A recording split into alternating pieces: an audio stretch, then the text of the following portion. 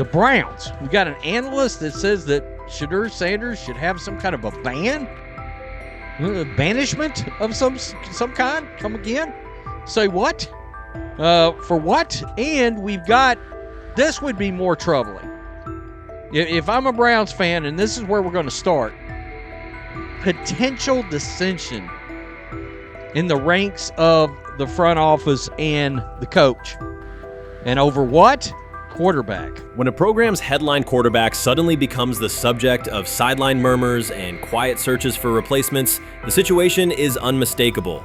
It's a breach of trust. Shedeur Sanders, the passer who put Colorado back in national conversations with his production and profile, has just received a clear message that his job security is in question. Coach Kevin, the assistant previously considered to be in Sanders' corner, made remarks that ignited speculation about changing quarterbacks. Fans, analysts, and even Deion Sanders are now reassessing the team's unity and its true plan for the position. The comment was no accident. It was a deliberate signal that the staff may soon elevate a backup. For perspective, Shedeur Sanders did not step into ideal conditions last season. He was sacked so often that Colorado could have dedicated a locker to every opposing edge rusher who reached him. Could I possibly go to bat for Kevin Stefanski as a great head coach? No, I couldn't.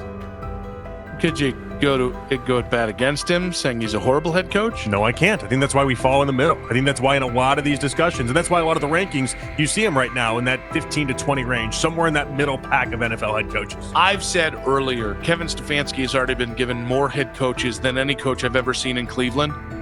Starting with the decision to move on from Baker and him clearly still having another level to get to in Tampa. Last season, Shedeur Sanders often had to operate behind an offensive line that provided minimal protection, yet he still delivered precise throws and critical drives. At times, he seemed to be carrying a struggling roster almost on his own. Despite the constant pressure, he never complained, never threatened to transfer, and never acted entitled. He remained with Colorado because he trusted the program, trusted his father, and believed in the team's larger mission. That loyalty is why Coach Kevin Stefanski's recent statement that the quarterback competition is wide open struck so sharply. The remark implies that Sanders' starting role is insecure, as though the player who absorbed countless hits while holding the offense together is simply another name competing with walk-ons and first-year athletes who are still learning the cadence. This goes beyond ordinary coach language about fostering competition. It introduces genuine uncertainty about the staff's confidence in Sanders and invites speculation that Colorado is actively assessing outside options through the transfer portal. By characterizing the position as vacant, Stefanski has planted seeds of doubt that could quickly evolve into rumors and undermine the stability of the locker room. I'm sorry, but when it comes to quarterback, I'm going to defer to my head coach, generally speaking, especially one with Stefanski's track record and how he's viewed across the league. So this is interesting because it tells you Kevin Stefanski's not a Shedeur Sanders guy. And it also tells us who made these picks. Exactly. The Cleveland Browns made a rather awkward decision in the NFL draft, opting to take quarterback Dylan Gabriel in the 3rd round well before he was expected to fly off the board. Then 2 rounds later, the Browns took fellow quarterback Shedeur Sanders. So what exactly is going on? Discussion has begun about whether Colorado is actively evaluating another quarterback and preparing for life after Shedeur Sanders. Analysts are debating whether Coach Kevin's move is calculated strategy or a misstep that jeopardizes team stability. Sanders remains a top NFL prospect, Deion Sanders' son, and the program's public face. His highlights dominate social media and his jerseys outsell the team's victories. Yet he is once again being asked to reaffirm his position. The issue is more than routine roster management. It intersects with the family dynamics that shape the program. By portraying the quarterback job as open, Coach Kevin signals to both Shedeur and Deion that the staff is willing to move on despite Sanders' stature. For Shedeur, sitting through film sessions while hearing talk of potential replacements adds an unwelcome layer of uncertainty to an otherwise proven resume. The decision may reflect a desire for a quarterback with a different profile, perhaps someone more mobile and system-oriented, rather than a dismissal of Sanders' accomplishments. So the Shedeur Sanders, I want to talk about this. So here's a prime example. Shedeur Sanders, they had 3-day mini camp for the Cleveland Browns. And Now, Jimmy Haslam actually has some money. The Bengals owners and the Rooneys are near the bottom of the league in net worth.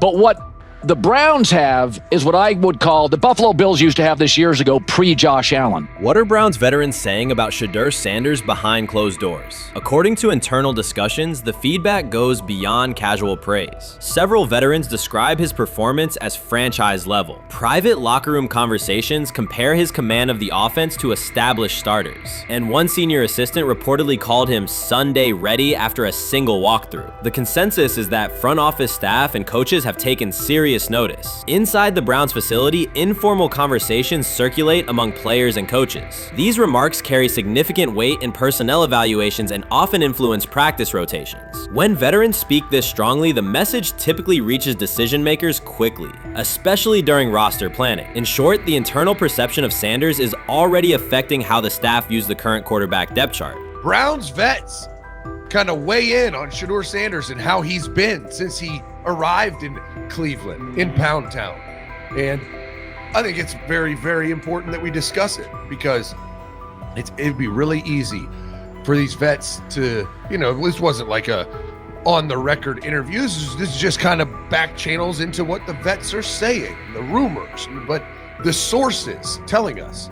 And we have a couple quotes, but Shedeur Sanders, Cleveland Browns, it seems like it's going well. And it's almost like you don't want to talk about it. At the center of the growing internal buzz is Shedeur Sanders, the rookie who entered Berea with late-round expectations but is being discussed privately as a potential long-term starter. This is not a routine camp tale about an extra arm taking practice snaps. Sanders has seasoned teammates, players with playoff mileage, quietly reassessing his ceiling. Observers who overlook these conversations risk missing one of Cleveland's most deliberate personnel moves in years. Sanders is not on the roster because of his surname. The Browns reviewed their quarterback depth, weighed costs, and chose a controlled, development-oriented option they believe can stabilize the position. His presence is already changing practice dynamics. Veterans notice his pocket awareness, adjust routes to his timing, and acknowledge that he processes coverage at an advanced level for a first-year player. Leadership patterns in the huddle feel different. Sanders delivers with precision and composure that challenge defenders to reevaluate their calls. The strategic upside is clear. A 4-year rookie contract offers cap flexibility while other franchises cycle through expensive stopgaps. Coaches and front office staff view Sanders as a calculated investment, not a publicity experiment. Outside chatter still focuses on Joe Flacco's age or Kenny Pickett's development. Inside the facility, however, veterans pause film sessions to dissect Sanders' ball placement and progression speed. Position coaches highlight clips where he works through reads decisively and delivers on time, traits rarely attributed to rookies. Sanders' confidence is measured rather than theatrical. He moves as though the NFL tempo is familiar, and that calm spreads across the roster. Experienced defenders are rechecking the depth chart and asking if the quarterback competition is tighter than publicly acknowledged. Great kid, and whether it's a following that he's earned, I mean, that's something that he's done a great job of interacting with fans, and but he is a great kid. You guys will get to know him more. He's working like crazy, just like all the guys. He's another young man. These rookies, my office is downstairs. As they got to walk by my office as they come in. They come in early.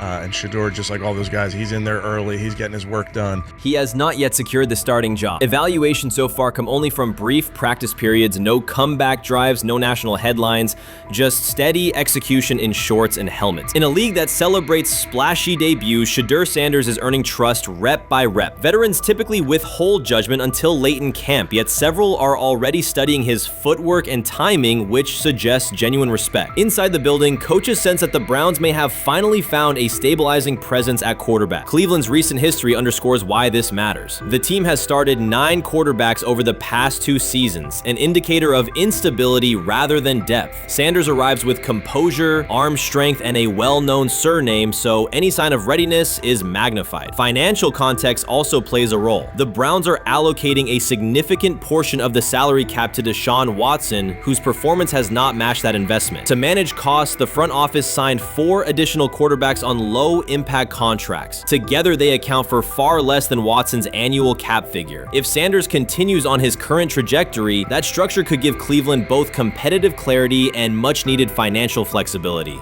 He's the only person who's come out and say, hey, man, this dude look kind of good, man. Let me tell you what I heard. A lot of people reaching out to players in the locker room and stuff. To me, I think this is it's a red herring. like, I'm supposed to suspend myself to disbelief that he was going to look bad. I've never expected him to look bad to start with. The 5th round quarterback stuff, that's involving perceptions, pre-draft analysis, and other teams. Cleveland's veterans have endured every kind of quarterback turmoil, poor reads, major injuries, shaken confidence, and sideline disputes. When a young quarterback like Shedeur Sanders steps in and appears composed rather than overwhelmed, people notice. The attention comes not just from coaches and reporters, but from the linemen and defensive leaders who have watched previous backups struggle. They are not exchanging doubts, they are sharing nods of approval. Sanders demonstrates instinctive pocket awareness, reliable accuracy, and steady poise, qualities that quickly circulate through team conversations. After years of instability under center, the Browns need someone who can remain calm and effective deep into the season. Although expectations have fallen over time, genuine interest is growing. Praise is coming from teammates who rarely commend anyone unless his performance demands it. Shedeur is lighting it up in practice every day. You're not even a half bit curious to see what he could do with the ones. That makes no sense. And then on top of all of that, you got players going on podcasts and talking to people in the media saying this guy is really good. Like, this guy is legit. So even your peers respect you enough. How is it that the coaches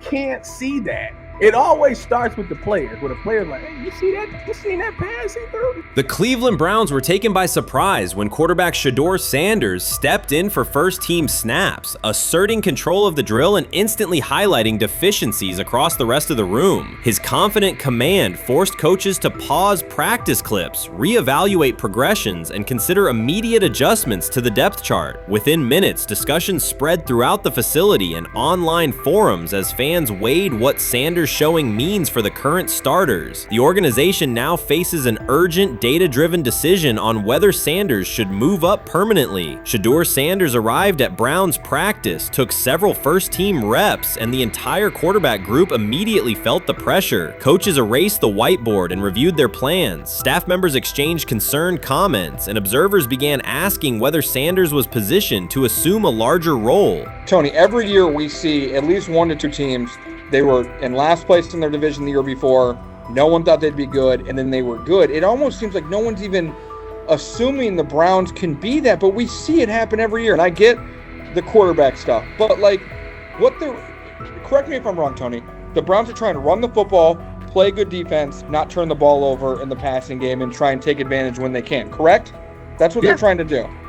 That was the 2020 offense. The Cleveland Browns are still searching for stability at quarterback. Deshaun Watson is yet to deliver consistent starter-level production that justifies his contract, and each game renews doubts about whether he can regain peak form. Behind him, rookie Dorian Thompson-Robinson shows promise but remains inexperienced and unpolished. Coaches are evaluating alternatives each week and may need to adjust the depth chart if progress stalls. The roster around them is built to contend now, so ongoing uncertainty under center is increasingly costly. As we talk about, we do believe in best player available. We do believe in positional value, and we didn't necessarily expect him to be available in the in the 5th round, and so we love adding competition to every position room and adding him to compete with the guys that are already in there. We felt like that was the appropriate thing to do. The Browns quarterback group is unsettled. Deshaun Watson has yet to provide the reliable, high-level play his contract demands, while rookie Dorian Thompson-Robinson remains promising but unpolished. Depth behind them consists mostly of veterans whose experience lies more in holding clipboards than leading offenses. The coaching staff needs an immediate answer, not a 3-year development project. Shedeur Sanders enters as that potential solution. At Colorado, he passed for more than 3,200 yards despite working behind one of college football's poorest offensive lines, consistently demonstrating poise, quick processing, and accurate ball placement under heavy pressure. Film shows steady reads and disciplined footwork, traits that offset concerns that his profile is built on family name or media attention. Cleveland viewed the signing as a low-risk, high-reward move. Early in camp, Sanders received a handful of first-team snaps intended merely as an evaluation. Those plays quickly changed practice tempo. The ball came out on time, receivers hit their landmarks, and the defense struggled to adjust. Coaches immediately expanded the review using phrases such as evaluate every option, an indication that the depth chart was no longer fixed. Watson sensed the scrutiny. Thompson-Robinson increased his urgency. Within minutes, competition in the quarterback room intensified. Sanders repeated that performance in subsequent sessions. His footwork remained clean, progression sharp, and throws firm and precise. Each strong rep forced staff to reassess the plan to keep him buried on the developmental track. The broader context magnifies the pressure. Cleveland's roster is built to contend now. Fans are weary of quarterback turnover, and the front office cannot afford another costly misstep under center. Around the league, rookie passers rarely wait multiple seasons anymore. Joe Burrow, Justin Herbert, CJ Stroud, and even late pick Brock Purdy established that precedent. If Watson opens the regular season and struggles, public calls for Sanders will grow, especially if the rookie flashes in preseason. Alternatively, another team could attempt to acquire him if Cleveland hesitates to elevate his role. Each scenario underscores the same reality. Sanders' emergence has turned a routine camp evaluation into a critical decision point for the franchise.